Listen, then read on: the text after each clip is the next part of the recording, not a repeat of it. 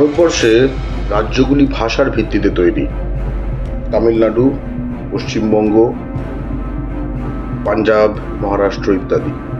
যেরকম পশ্চিমবঙ্গে বিহারের মধ্যে ঢুকে যাওয়া বেশ কিছু, যেগুলো বাঙালি মেজরিটি অংশ ছিল অনাদি অনন্তকাল, সেগুলো 1956-তে পশ্চিমবঙ্গের মধ্যে ঢোকানো হয়। তার কারণ ভারতে ভাষাভিত্তিক রাজ্য রয়েছে, কারণ এটি একটি যুক্তরাষ্ট্র, জাতিসমূহের সমাহার। নানা জাতি, নানা মত, নানা পরিধান, এই যে আমরা বলি বিবিধের মাঝে দেখো মিলন মহান। কিন্তু মিলন যদি একতরফা হয় তখন সেটা কিন্তু আর মিলন থাকে না, সেটা ধর্ষণ হয়ে যায়। তাই জন্য বহিরাগত আক্রান্ত বাংলায় প্রতিটি ক্ষেত্রে যেভাবে বাঙালি প্রান্তিক হয়ে গেছে, করে দেওয়া হয়েছে, কোণঠাসা করে দেওয়া হয়েছে, সেটার বিরুদ্ধে বাঙালির যেই পাল্টা প্রতিরোধের একটি সময় এসছে, এটি অত্যন্ত আশাব্যঞ্জক। আমরা যদি মাননীয় মুখ্যমন্ত্রীর সাম্প্রতিক কিছু বক্তব্য দেখি, উনি 100% সত্যি কথা বলেছেন।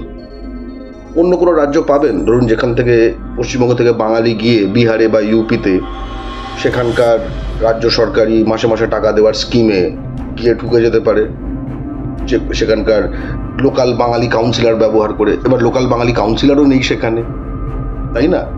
এবার লোকাল বাঙালি কাউন্সিলর নেই কেন? কারণ সেখানে বাঙালি বাড়ছে না, বরং যেটুকু ছিল তাদের মেরে ধরে তাড়িয়ে দেওয়া হয়েছে। কিন্তু এখানে জনবিন্যাস শুরু করে বেড়ে চলেছে, জনবিন্যাস বদলাচ্ছে, ফলে বহিরাগতরা বাড়ছে। ভোটার লিস্টে তারা ঢুকে গেছে বেশ কিছু জায়গায়। যারা বাঙালি বিদ্বেষী, বাঙালিকে বাংলাদেশি বলে পশ্চিমবঙ্গের মাটিতে বাংলা বলার জন্য, তারা নির্ণায়ক শক্তি হয়ে গেছে। আমরা দেখেছি যে কিভাবে তারা দখলদারি করছে বাংলার শহরগুলিতে। বাঙালি যদি আজকে তেলেঙ্গানায়, হায়দ্রাবাদে গিয়ে বা যে কোনো জায়গায় নিয়ে বসে যায়, একদিনে পিটিয়ে তুলে দেবে, এটাই বাস্তব। খুব স্পষ্টত পশ্চিমবঙ্গে, সারা ভারতে যে নিয়ম চলে সেটা পশ্চিমবঙ্গেও চলতে হবে। অন্য রাজ্য থেকে পশ্চিমবঙ্গে এলে সেই নিয়মই চলতে হবে। আজকে একটা বাঙালি যদি অন্য রাজ্যে যায়, তার সঙ্গে যে ট্রিটমেন্ট হবে পশ্চিমবঙ্গে তার থেকে আলাদা কি করে হয়? সবার বাড়ি বাড়ি, আমার বাড়ি হোটেল, এই সিস্টেম চলতে পারে না। এটা তো হোটেলও নয়, হোটেলে তো তবু পয়সা দিয়ে থাকতো, এটা তো ধর্মশালা। এখানে তারা সরকারি প্রকল্পগুলোতে ঢুকে গেছে, তারা মানে রীতিমতো এমএলএ, এমপি, মন্ত্রী, কাউন্সিলর হয়ে গেছে। ভাবা যায়?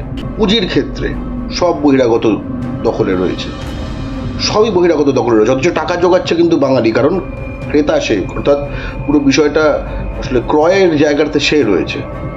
বাজার, মূল যে বাজারগুলো, পাইকারি বাজারগুলো, আবার যেটা কিন্তু বাংলার বাজারকে কিন্তু বাঙালি যেখানে উপভোক্তা, সেই বাজারে মূল যে ডিস্ট্রিবিউটর ইত্যাদি সব অধিকাংশ বহিরাগত।